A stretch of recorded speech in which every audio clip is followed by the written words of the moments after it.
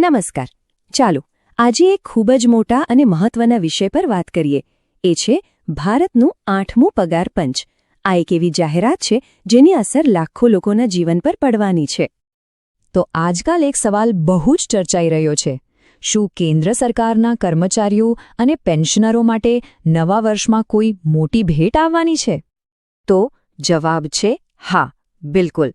ભારત સરકારે 8મા પગાર પંચની રચનાને સત્તાવાર રીતે લીલી ઝંડી આપી દીધી છે અને આનો મતલબ છે કે આવનારા સમયમાં મોટા ફેરફારો જોવા મળશે. તો ચાલો આ આખા મામલાને જરા વિગતે સમજીએ. તો સૌથી પહેલો સવાલ એ થાય કે આ પગાર પંચ આખરે છે શું અને એ કામ કઈ રીતે કરે છે? જુઓ, પગાર પંચ એટલે સરકાર દ્વારા નિયુક્ત એક ખાસ કમિટી. આ કમિટી લગભગ 10 વર્ષે બને છે. એનું મુખ્ય કામ છે કેન્દ્ર સરકારના તમામ કર્મચારીઓના પગાર અને પેન્શનની સમીક્ષા કરવી. સાદી ભાષામાં કહીએ તો એ સમયની સાથે વધતી મોંઘવારી અને દેશની આર્થિક સ્થિતિને ધ્યાનમાં રાખીને પગાર વધારાની ભલામણ કરે છે. એક રીતે આ જાહેર ક્ષેત્રના પગાર માટેનું એક રીસેટ બટન છે. હવે સરકારે પંચ માટે ટર્મ્સ ઓફ રેફરન્સ પણ જારી કરી દીધા છે. આ શું છે? આ એક પ્રકારની સત્તાવાર ગાઈડલાઇન્સ છે જે પંચને જણાવે છે કે એમણે કયા મુદ્દા પર ધ્યાન કેન્દ્રિત કરવાનું છે. મતલબ કે હવે પંચ પાસે એકદમ સ્પષ્ટ દિશા છે કે ભલામણો કરતી વખતે શું શું ધ્યાનમાં રાખવું. આખી પ્રક્રિયામાં એક શબ્દ બહુ જ મહત્વનો છે અને એ છે ફિટમેન્ટ ફેક્ટર. આ એક એવો આંકડો છે જે આખા પગાર વધારાનું એન્જિન છે એમ કહી શકાય. નવા બેઝિક પગાર અને પેન્શનની ગણતરી આના આધારે જ થાય છે.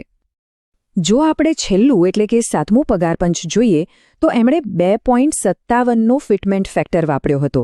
આનો સીધો મતલબ એ કે જે તે સમયનો બેઝિક પગાર હતો એને 2.57 વડે ગુણીને નવો પગાર નક્કી થયો અને આ વખતે એવી પૂરી ધારણા છે કે આ આંકડો 2.57 કરતાં પણ વધારે હશે.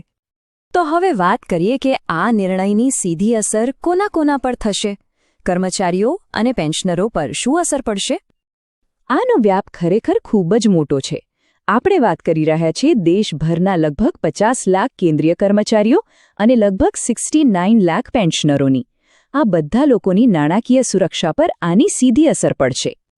અને હા, આ માત્ર પગાર વધારાની વાત નથી. પંચનું કામ ઘણું જ જટિલ છે.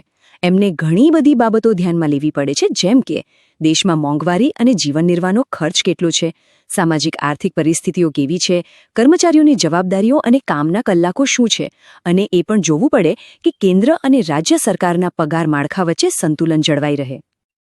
આ નિર્ણયની અસર માત્ર કર્મચારીઓના ખિસ્સા પર જ નહીં પણ દેશના સમગ્ર અર્થતંત્ર પર પણ પડવાની છે.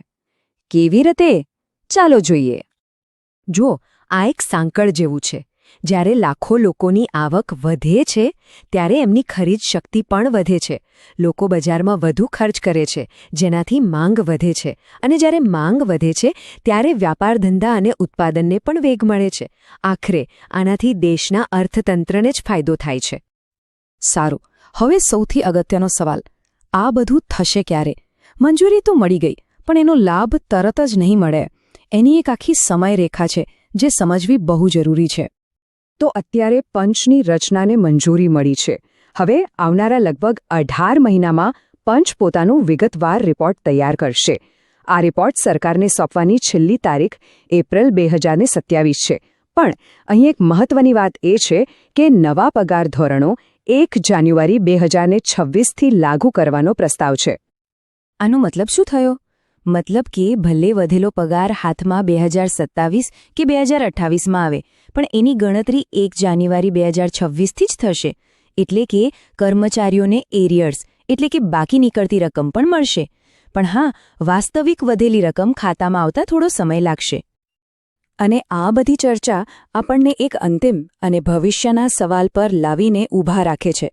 જ્યારે આટલા મોટા પાયે લોકોનો પગાર વધશે તો શું સરકારને ઇન્કમટેક્સના સ્લેબમાં પણ ફેરફાર કરવાની જરૂર નહીં પડે? આ એક મોટો સવાલ છે જેના પર આવનારા સમયમાં સૌની નજર રહેશે.